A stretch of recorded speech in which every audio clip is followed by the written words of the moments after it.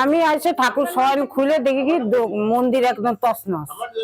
আমি বাড়ি চলে গেছি, আমার যাকে বললাম যে তাড়াতাড়ি খবর দাও, অপর্ণাকে খবর দাও, মন্দির তো চুরি হয়ে গেছে, টাকা পয়সা সব নিয়ে চলে গেছে।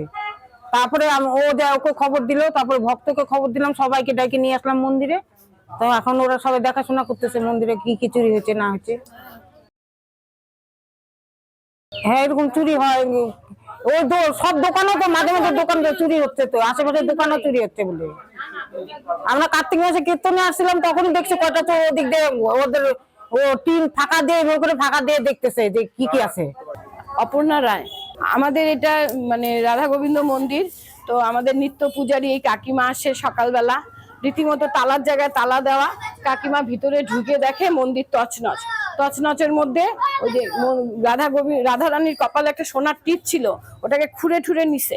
তারপরে প্রণামী বাক্সতে মানে অনেক টাকা ছিল, দীর্ঘদিন ধরে আমরা প্রণামী বাক্স ভাঙি না, ওটা ভাঙছে। সামনে কীর্তন আমাদের, হ্যাঁ, আর ওই উপর দিয়ে ঢুকছে।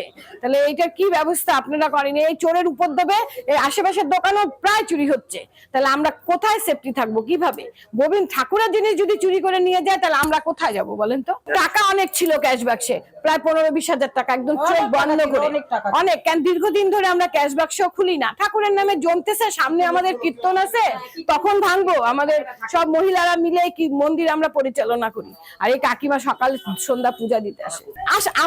আমাদের টার্গেট আশেপাশের লোক জানা। কেন বলেন তো? রাধারানীর কপালে যে টিপটা ছিল বিশাল বড় না, ছোট্ট একটা টিপ, সেটাকে একদম খুঁড়ে নিছে আর টিপটাকেই টার্গেট করছে। টারা টিকলিটা পিতলের না কিসের, ওইটাতে তো হাত দেয় নাই, রাধারানীর টিপটাতেই টার্গেট করছে। আর প্রণামী বাক্সের যত অর্থ ছিল সব নিয়ে চলে গেছে। তাহলে এটা দূরের চোর হতেই পারে না, দূরের চোর হতেই পারে না। কি চাইছি মানে আমরা দ্রুত আমাদের জিনিস টাকা পয়সা রিটার্ন চাচ্ছি, আর এটা প্রশাসন জানে ওতপ্রোত ভাবে এটার বিচার করে। কেন হবে? তাহলে আমরা কোন রাজ্যে বাস করতেছি? চোরের রাজ্যে বাস করতেছি? এরকম চোর, মন্দিরে চোর, হ্যাঁ, এটা এটা এটা ঠিক না। আর আমাদের যেন ইসের থেকে, যেভাবে সরকারের থেকে আমাদের এখানে মন্দিরে সিসি ক্যামেরার ব্যবস্থা করে দেয়। মন্দিরে যদি সুরক্ষিত ঠাকুর না থাকে, তাহলে আমরা সাধারণ মানুষ ঠাকুরের উপরে ভরসা করি, তাহলে আমরা কি করে সুরক্ষিত থাকবো? আমাদের অতি শীঘ্রই আমাদের এই এমন সমস্ত যা যা গেছে চুরি, আমরা প্রশাসনের কাছে আমাদের অনুরোধ, আমাদের সেটা রিফান্ড করবে। সোনার টিপ গেছে, আর ওই বক্সে আমাদের 15-20 হাজার টাকা, মানে গোনা ছিল না, তবে 15-20 হাজার। কেন বলেন তো? হ্যাঁ, দুটা ক্যাশ বাক্স প্লাস অনেক দিন ধরে ওটা খোলা হয় না, ওর জন্যই।